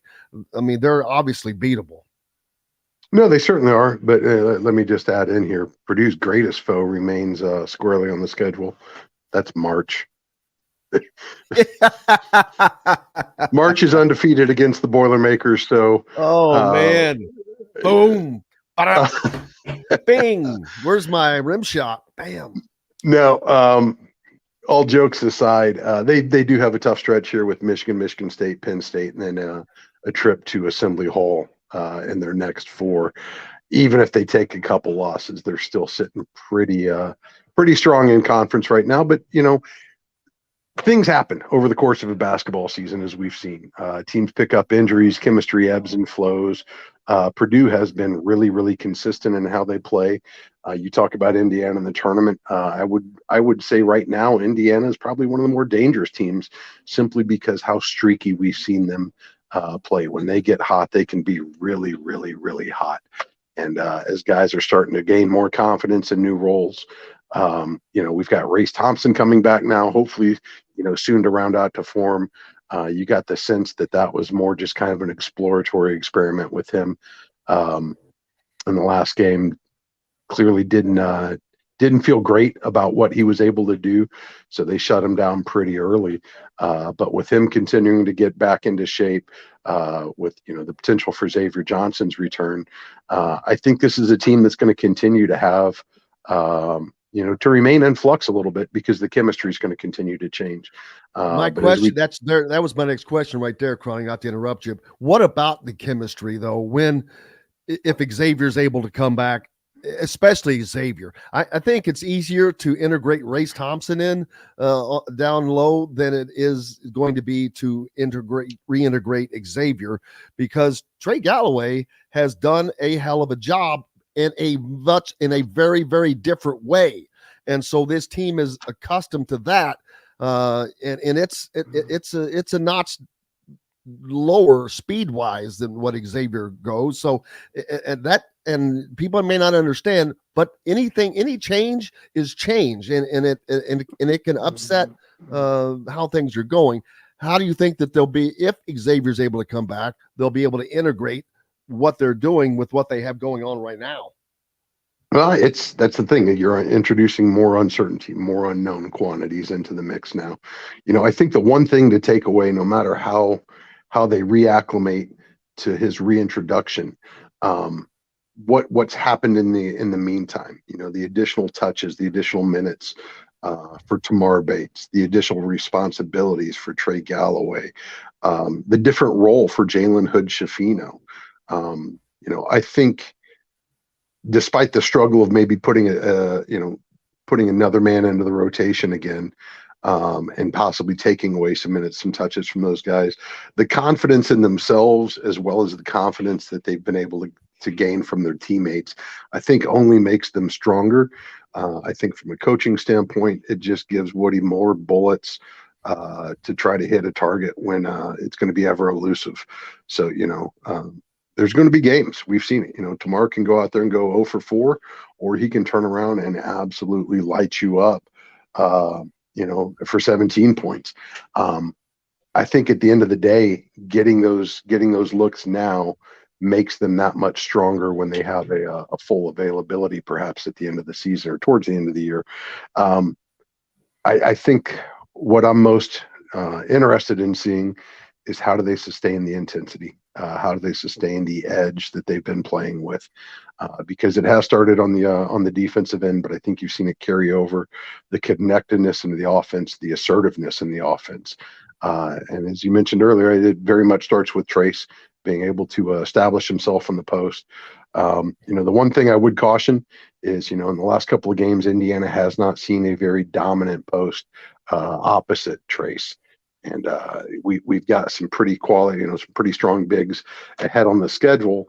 They're going to continue to test them, but that's just going to put a greater emphasis on some of those supporting players stepping up.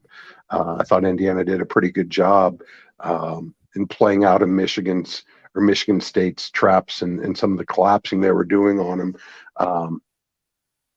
Figuring out where those spots were going to be when the man peels off to double down on Trace.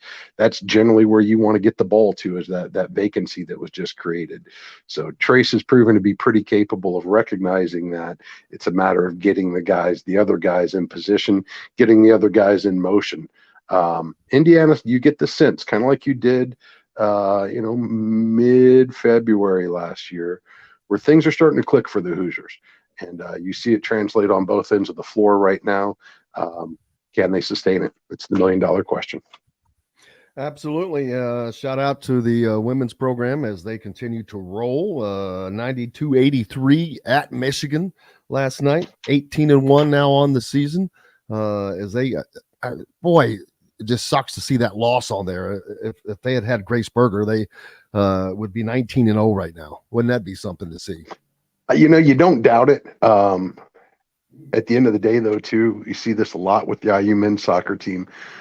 Sometimes those losses are far more valuable than an undefeated record up until crunch time could ever be. It keeps the fire ignited. It gives them more reason to focus. It can bring teams together, and well-constructed teams with great chemistry, like you see with the Indiana women, have that. They just absolutely do. They're absolutely tenacious. They play a beautiful brand of basketball. I just cannot be happier for Terry Morin, that staff, and those players. I fully expect Assembly Hall to set a record here Thursday night when the second-ranked Buckeyes come in town. It's a late tip time, which I think is going to depress the crowd a little bit. You're going to take some of the families out of the mix. But, man, that's a free ticket for an Indiana student. And there's just too many fans of basketball in this area. Just basketball fans, man. I'm not talking Indiana men's. I'm not talking just general fans of basketball. If you love the game, if you love seeing motion, if you love seeing tenacious defense, if you love seeing connectedness, I don't know that there's a team in the country that has a better brand of that right now than the Indiana women do. So just mad love and respect for Terry Morin. I used to take my father-in-law there to get him out of the house when he had dementia, because you could walk in, sit right behind the bench, pretty much at any time. And to see now, effectively a standing room only crowd, filling in early, getting loud, truly created one of the best basketball environments in the country, men's or women's. It's just nothing short of remarkable, and it's nothing short of ongoing. Teams talk about reloading instead of rebuilding. I dare you to find a better example than what Terry Morin's been able to do here over the last several versions of this basketball team. A lot of folks question, how do you ever replace a Tyra Buss and Amanda Cahill? Terry seemed to have the recipe for that pretty good. Yeah, not only that, they are tied for first right now in the Big Ten Conference after Iowa went to Ohio State last night and knocked off the number 2 Buckeyes, who were undefeated. They were 18-0 at the time, so they're now 19-1. The top of the Big Ten, Ohio State, Indiana, Iowa, all tied at 8-1 in conference play. Overall, Ohio State 19-1, Indiana 18-1. Iowa 16-4 with Caitlin Clark. So that you want to have fun. That Big Ten tournament is going to be fun. Yeah, and don't be surprised if you see 2 Big Ten teams in the women's Final Four this year. They are very much playing at a high level across the conference, and these are all teams with just tremendous star power, tremendous supporting cast. Which continues to impress just how tight of a rotation Terry Morin plays without really any drop off. I mean, the fact that they sustained that record in Grace Berger's absence, just a true testament to the roster she's constructed and the way they play together. And I want to get a quick shout out to Angel Escobedo, former national champion wrestler at IU, but has been the coach there for, I don't know, is he in his 4th season? But IU wrestling is basically stunk. They used to be good way, way, way back in his history times, but in the Big Ten is the toughest collegiate wrestling conference in the country. I think everyone knows that with Penn State, Iowa, all those types. Indiana has gone, you go back to 2018, 6-12, 2-10, 2-6, 3-8 at this time. Right now, they're, I think, 6-2 in dual meets. They've got 2 wins over ranked Big Ten teams. They're ranked in the top 20. It's an incredible turnaround. And I'm going to have to get Angel on the show again. But to make turnarounds like that, it's just tough. When you're in a league that's already tough. It's like IU volleyball with what Steve Barrett is also doing there, making inroads into the toughest conference in the country in that sport, in volleyball. I'll say it till the day I die, until proven otherwise. Angel Escobedo is pound for pound the baddest Hoosier I've ever seen in my life. You got that right. Straight up. you're going to be hard pressed to find a tougher competitor in any sport at any level in the world. I got to watch him live, and I'm not a big wrestling guy, but one of my best friends grew up in a wrestling household, and he's from the region, so he knew of Angel before he got to campus, and he was able to kind of point my attention that direction. And I've been nothing but awestruck with his career since he was a student athlete here at Indiana. You knew when he got tabbed for this job, it is a really, really steep hill trying to turn around a program like Indiana Wrestling, as you mentioned, in a conference that they're in. But absolutely up to the task, as you knew he would be. And it's funny how passion is contagious like that. And again, the soccer reference, that's the bar of excellence that everything else on campus is measured by. Dude's got it, man. He absolutely has it. You see the change in the demeanor. You certainly see the change in the talent, but the competitiveness, with 3 wins against ranked programs on the season, nothing but potential in store for Indiana Wrestling ahead. Not to say that they're not going to achieve some great things now in the short term, but you get the very real sense that he's building a monster here, not unlike what Terry Morin did with the Indiana women's basketball program, if we're being honest. Absolutely. It's been a great run. Chronic, I cannot tell you how much we appreciate you, brother, and hope things are going well. Hopefully see you soon. Hopefully everybody survives the snow apocalypse coming tomorrow. Get your Kroger runs in now. It's already starting to get a little bit rowdy after I made my morning bagel run up that direction. See, I didn't even know anything about that. I'm so locked into all this stuff. I'm like, huh? I'm like, damn it. I knew nothing about that. We're tracking like we're going to, as India, this part of the state often is. We're kind of right on that edge where it can go from the higher end of the accumulation total to the pretty blah, and we tend to be on the blah side. But when it's not, it can be, and it's rare. But I've seen 3 feet snowfalls, and that's been a long time ago. But it's happened. It's happened. It doesn't take more than 3 inches on some of these hills that we have, the terrain, the resources we have to manage it. It can get rowdy in a hurry. This should be a pretty wet, heavy snowfall. So we're gonna fill up the fireplace tonight and get everything stocked up and ready in the event that we lose some power.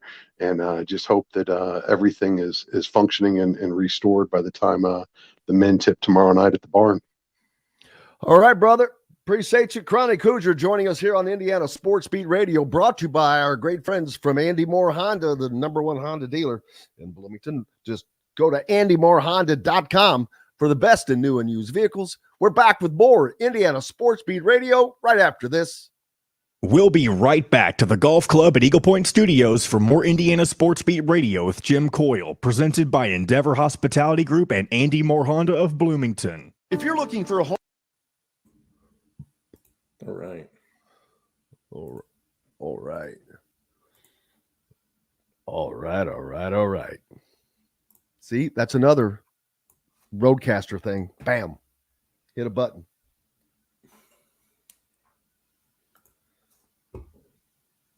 I gotta remove myself. Accidentally deleted one of my tabs, and I don't want to go over the thing while I'm getting back to where I was. So I'll be right back. Don't. Don't. This.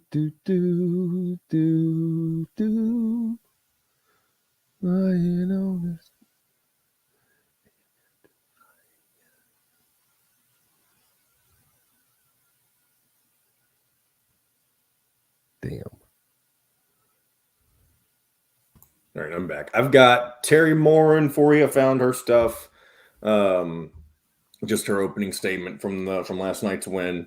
I've got a question from Mike Woodson about Trey Galloway playing point guard, and then an unused one from yesterday with Bob Bostad from the new offensive line coach.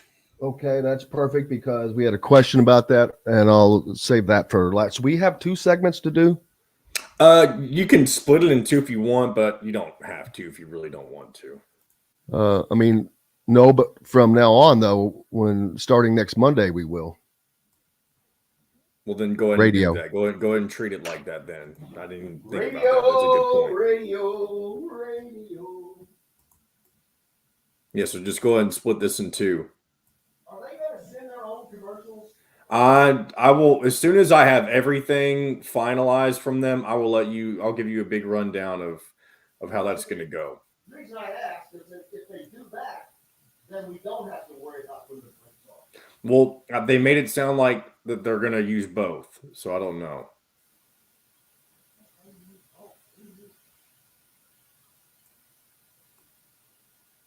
We'll just have to see. Got about 40 seconds.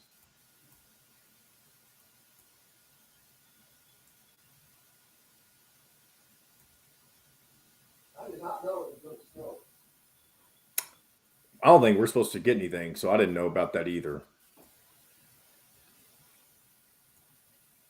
Have fun. All right, here we go. Metal Art. Check out their custom growlers. Metalworks Brewing Company has an updated menu, new brews, and will be offered in all Endeavor Hospitality restaurants. Come taste what Dr. Hops is brewing. Metalworks Brewing Company. Bring your passion and your thirst. This segment is brought to you by Feast Market and Cellar.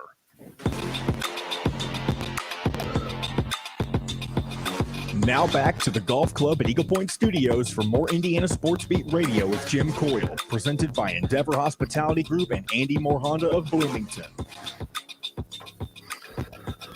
Welcome back, Indiana Sports Beat Radio here on this Tuesday. I hope you're having a great day.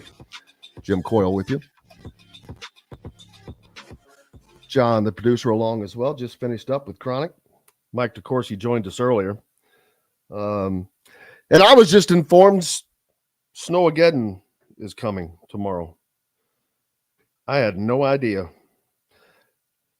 99% chance of snow.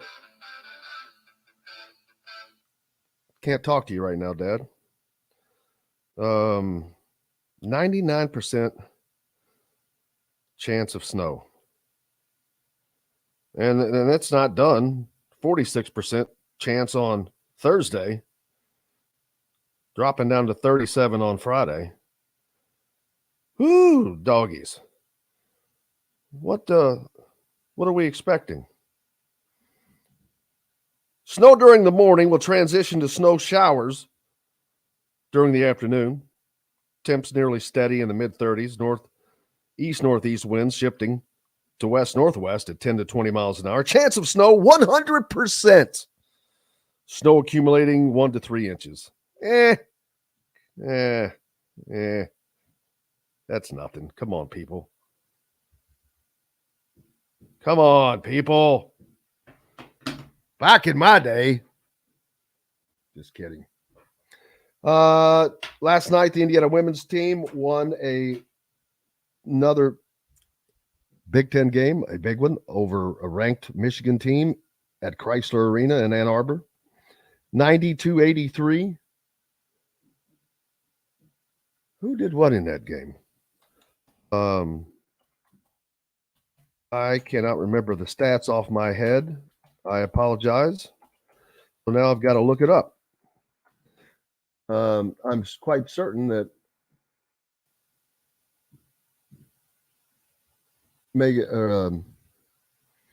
Mackenzie Holmes had a great game.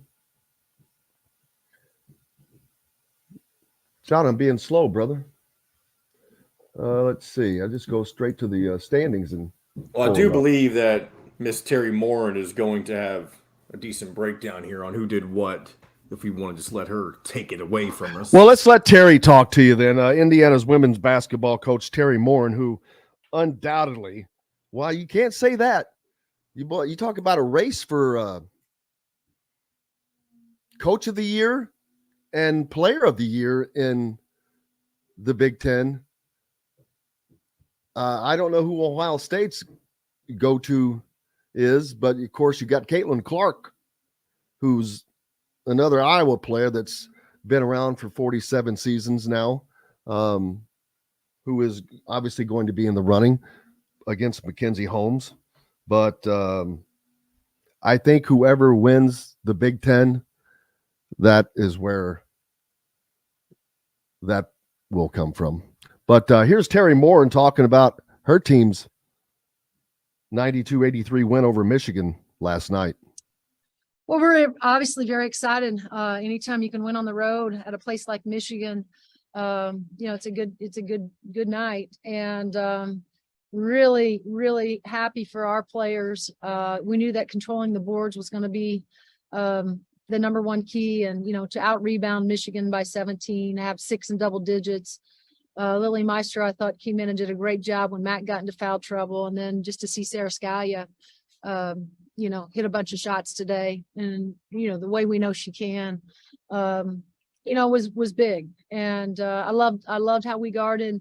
Leah Brown was cooking, but I thought for the most part we did a decent job. Even Philia I know has 21, but I think all those are hard earned. Even Brown's, defensively I thought we did a good job, good solid job. Turnover stayed low, which was terrific. 18 assists. There's just not a lot to be disappointed about. I thought our kids followed the game plan. They didn't panic. We knew there were going to be, there's always ebbs and flows. We knew that they were going to make a run. We were going to have runs.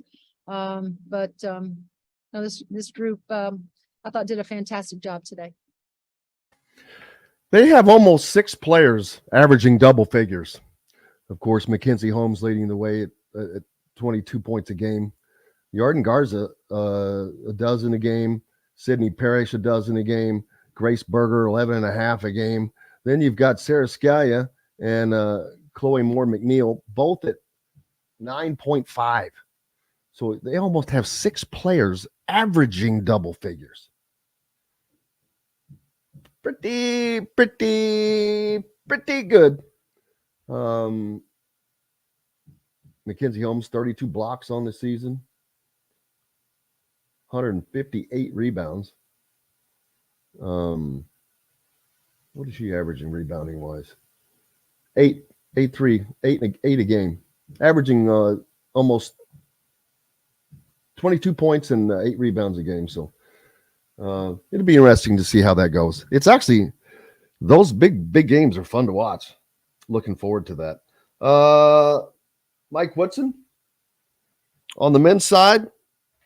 At his radio show last night. This is not from that, but he was in there talking. Actually, he was not there. He had to go to a wake. It was Coach Yaw that filled in for him. But Mike Woodson talked about Trey Galloway and his 3-point play and how it has come along and been a huge difference for this team. And it has been kind of a calming style. While Xavier's their best on-ball defender, and he's the fastest guy on the team, sometimes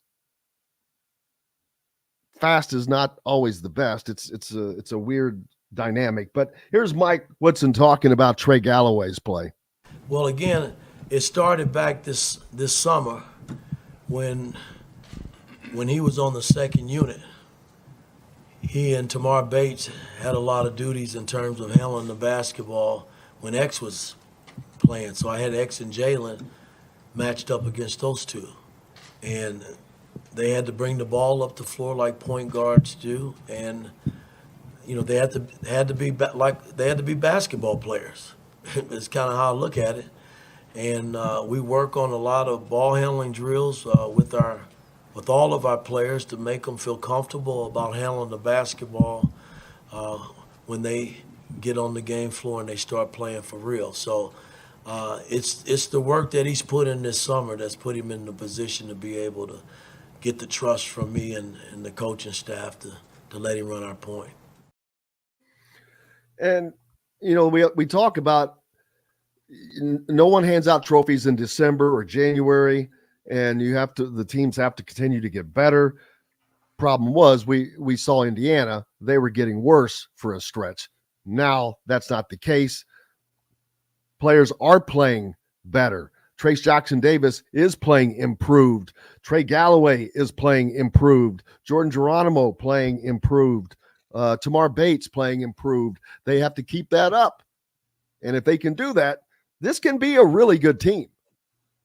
I mean, I don't know that they're Final Four capable, but they can be problematic for teams if they play like they have played these last 3 games, I don't know who I've seen play that I could say, oh, well, they couldn't beat that team. No, if they played like they have played the last 3 games, I like to see them play against Kansas again in a neutral site, even Arizona. Indiana was still getting punked then mentally. They were able to be punked. They have to get into the position they're in right now where you see Miller Kopp or all these guys being a little chippy. You've got to have just a little bit of that. And if you don't have any of it, there's not going to be any fight. So we've got to take a real quick break before we come back and finish things out. And we'll do that right here, brought to you by our good friends from Feast Market and Cellar, a part of the Endeavor Hospitality Wow Club. Feast Market and Cellar is located next door to Southern Stone on Patterson and Rogers, offering an intensive wine selection, as well as a sommelier on staff and gourmet items, sandwiches, and plenty of other things as well. We're back with more Indiana Sports Beat Radio right after this. We'll be right back to the Golf Club at Eagle Point Studios for more Indiana Sports Beat Radio with Jim Coyle, presented by Endeavor Hospitality Group and Andy Moore Honda of Bloomington. We'll run that Bostic or Bostad now. You just go right into it. Just, briefly introduce them when we come back. And then right after that, give your thoughts and wrap up pretty much. Dun, dun, dun, dun. Dun, dun, dun, dun, dun.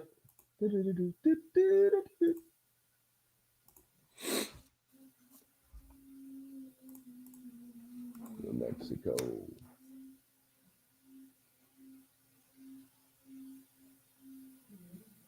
Florida Atlantic, number 21, by the way.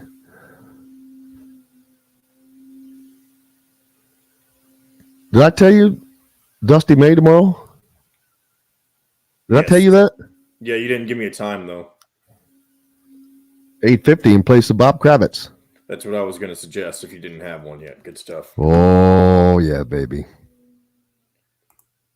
Dusty May. Hey, he could be the next Nate Oates. You were talking about that earlier with Buffalo, and look what he's doing now at Alabama. Well, but Nate Oates did it fast.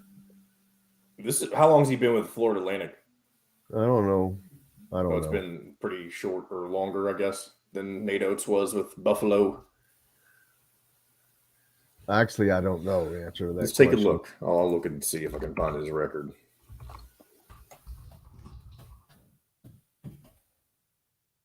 He's been there since 2018, so this is his 5th year. How long was what's his face with Buffalo? Nate Oates was with Buffalo for about the same amount of time, actually, I think. Let me see here. He was with Buffalo for 4 years and got them really good in his 4th year, obviously. So he's kind of on the same wavelength as Nate Oates.